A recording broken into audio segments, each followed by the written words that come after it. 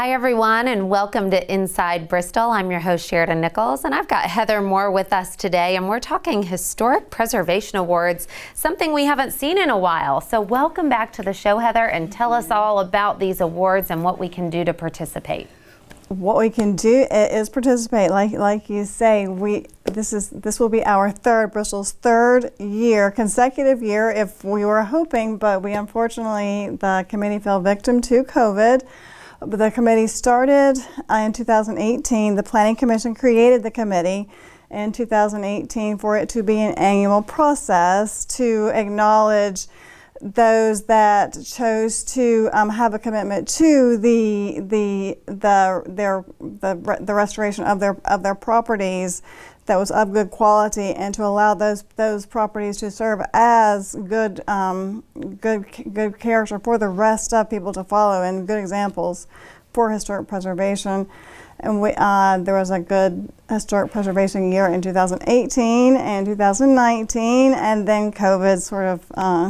And now it's our opportunity. We're back. Right. So that's great. So what do you do if you want to submit your property? So the Planning Commission just reorganized a new committee, and that committee is raring to go. They're so excited to have public notice, just to get the word out, spread the word. Please apply for these projects, because we have so many nice historic properties in Bristol that deserve to apply for these awards, and have people look at their properties and study them. How does the process work? The process is people, when they restore their homes, just to have a commitment to their property as they restore it, and then to just do good work, a good quality work. So what's the deadline for this date? So the deadline is October 14th.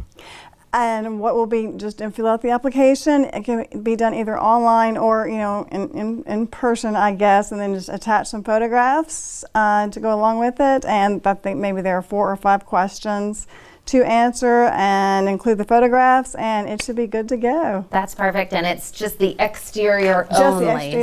Just the exterior of the house is all that the committee's interested in. So if you want, you can get online, and it will kind of give a big breakdown of all of the awards and what you need to do, and if you qualify. But you're right, our community is so beautiful, and there is a lot of different stories to tell, and it is impressive when someone does go into a piece of history and keeps the essence of it while giving it that facelift, which is really neat. I think the committee established November 14th as the deadline for submittal. So the applications should be just ready to be sent out, to be available to fill out and apply for just in the next couple of weeks or so. It's an exciting project, and Bristol's the perfect place to have this kind of because we have so much history. And it's good to acknowledge it, and to reward those who have done a great job. And Heather, it's just good to see you again, and I'm glad that this is back up and running, because I know there was so much excitement behind it, and sometimes the momentum kind of got stolen from us a little bit, but it's back now. So go ahead and check it out online and see if you want to apply. Thanks. So thank you. Don't go anywhere. We'll be back in just a moment. Hi everyone, and welcome back to Inside Bristol. I'm your host Sheridan Nichols, and I've got Kayla Freeman with me, and she's with the YWCA Bridal Shop, and we've of course got this beautiful wedding gown behind us. Tell us a little bit about the mission of the bridal shop and how it works. Yeah, the YWCA is the one who receives all the gowns. We are given these gowns by boutiques. They donate them to the YWCA. It's new, unsold inventory, overstocks, sample gowns they no longer need, last season's designs, and they just need to get them to a safe place and out of their way. So they donate them to the YWCA. We are their social enterprise, so the Bristol Bridal Station receives them. I prep them and get them ready to go onto the floor, and then brides from this area Come shop away. Yes, it is so much fun. Because we receive them at no cost to us, we are able to mark them down to prices to better serve our community, and especially in this recession, it's very important. So all of our gowns are $650. our prom gown, we have prom gowns, bridesmaids gowns, mother of the bride and grooms, and grandmother of the bride and grooms. So we have a little bit for everyone. And where's the location? We are right in the same parking lot as the YWCA on the Tennessee side. So we literally just moved from inside the YW. We were there from 2015 until July of 2020.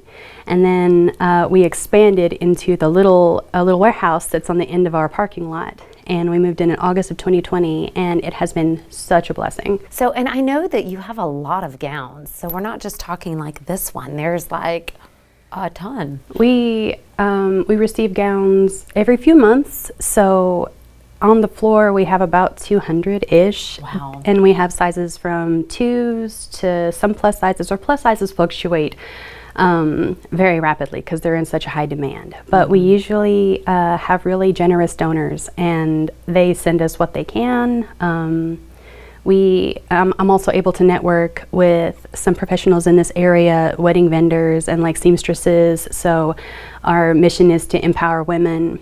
And so finding small business owners that we can work with and be able to recommend our brides to is really cool. And not only do we give them a safe, non-judgmental, non-traumatizing experience, because dress shopping can be so hard, especially for women, but we are able to help small business owners have their dreams come true too. So not only do the dresses help the brides, they also go, 100% of the profit goes right back to the YWCA's children's programs. So that's great and very important. Oh yes, especially since the pandemic hit, it's been super, super helpful to have the dresses, being able to take care of the people who have had to minimize their gown or their dreams. Some of them can't have the big weddings they wanted to, so they'll elope, but they don't want to spend half the budget on the gown. So we come in and kind of fill that gap when they have to like rescale their dreams. They don't have to give up their dream dress to have the dream wedding, you know? That's great. And what are the store hours? We are open Tuesdays through Saturdays from 10 to 5:30 or till whenever my 4 p.m.s end. And I have standing appointments at 10, 12, 2, and 4. But because of our essential healthcare workers, if they reach out to me personally, like at the shop, I can work sometimes if they have a specific days they're off that may be off of the standard appointments. I usually try to work that in as a service to them for what they're doing for us. So. Oh, nice. So typically, do they go online to book an appointment or do they just call? We do have online booking appointments. Okay. We have our Saturdays booked off, so if they can contact the shop, that would be really helpful because our Saturdays are more flexible. Right. And we double book on Saturdays, so we usually can get more people in. But they can contact us via Facebook or Instagram. They can just search Bristol Bridal Station and it's super easy. Or they can call the shop, but if I'm in an appointment, I can't get to the phone. So it's much easier to email, Facebook, Instagram, or anything like that. What a great solution to a problem that lots of brides face is that they want this beautiful dress, but they're just so pricey. And a lot of really top designer dresses, you know, are there as well. I was kind of reading about it. I mean, you've got some of the biggies. Yeah, this is an Essence of Australia. We have Maggie Sotero, Vera Wang, Carolina Herrera. We've had a few Oscar de la Rentas come through, and a lot of Haley Pages. So, but they fluctuate really fast. So people will call the shop. They're like, "Hey, do you have insert dress name here?" And I'm like, "Maybe." Because I don't always get the biographical information from the dresses, but I can kind of figure it out. A lot of our donors will send us lists of what we get. So I can say, yeah, I have the All Who Wander India style. And so it kind of helps. But most of the time, brides are just happy to come in and be surprised. Yeah, no kidding. And they're just so gorgeous. Oh yeah, so sparkly. Very, very pretty. Well, thank you so much for joining us today and sharing this with us. We really appreciate it. I appreciate you having us. Yeah, of course. Well, don't go anywhere. We will be back in just a moment. Hi everyone, and welcome back to Inside Bristol. I'm your host Sheridan Nichols, and I've got Leah Ross with me today. It's always great having Leah on the show. It's been a while. I know it. It's so good to see you. And we're talking Rhythm and Roots, which is obviously a Bristol favorite. There are tickets still on sale. They're still on sale. You want to get them now because they do go up at the gate. So get online or come by the office or the museum and get your ticket now. Is there a website that they can go to if they want to order? BristolRhythm.com. Okay, that's easy. So write that down. This is an amazing concert if you have not been, or I should say concerts. Yeah, in it's a plural. multitude. It's just an amazing festival. What are we going to look forward to this year, and when is it? It's September the 9th through the 11th, so we've got 1 week in left to get prepared for it. It's if you come to our office, it's really crazy right now. But we're excited. We've got a great lineup. We've got Tanya Tucker coming. We've got JJ Gray and Mofro. And then we're really excited to have Roseanne Cash here this year because in the museum this year, during the festival, we have a special exhibit in there of Johnny Cash's on his Folsom Prison recordings. So it's pretty exciting to have her and that here at the same time. Yeah, that is great. Yeah. And it starts Friday evening. Is that how that works? We do have a kickoff concert on Thursday night on top of the Lumac Rooftop Bar with Oline Skiffle is going to do a reunion. You know, they've been at our festival many times. Woody Woodworth and the Piners going to be there. And then the Larry Kill Experience is going to close it out. I think we have about 25 tickets left for that. Okay. So you can get on that website and get those. I think that's going to be a really fun being up there on Thursday night and seeing the big sign in all its glory. It will be fun. If you've never been, I can't stress enough, it really is just very magical. It is. You know, it's I go to quite a few festivals and it seems like everybody's having a good time. They're discovering artists they never heard of, but we have great volunteers, and speaking of volunteers, we still have opening for volunteers. Okay. So where do we sign up? We need to help. Well, if you go to birthplaceofcountrymusic.org and then go to our website, just look where it says get involved and you can sign up right there. We have shifts on Friday, Saturday, and Sunday. Not a whole lot of them left, but you know, when you think about you have about 800 people volunteering for you to help welcome the people to our town, it takes a village. It surely does. It does. And what kind of jobs do the volunteers? Well, we've got anywhere from setting at an exit entry point to make sure people know where they're going. We've got beverage garden servers. We've got beverage garden IDs. We've got artist merch. We have a few openings in there where we need people to help us sell the artist merchandise and just various ones. Great. Well, definitely get online and check that out. That will help.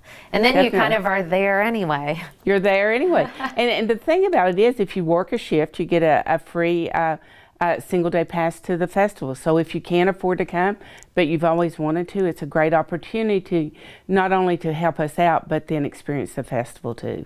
Gosh, that's great. Well, thank you so much, Leah, for sharing everything. It's great to see you. I feel like it's just been a very long time. I know. And I'm glad you're back here and that we're in person and I'm getting to see you and catch up. So if you can catch the concert, definitely do, and definitely sign up to be a volunteer. What a great way to help out our community and see the concert. Yes. So thank you. Well, thank you, and we will see you next time.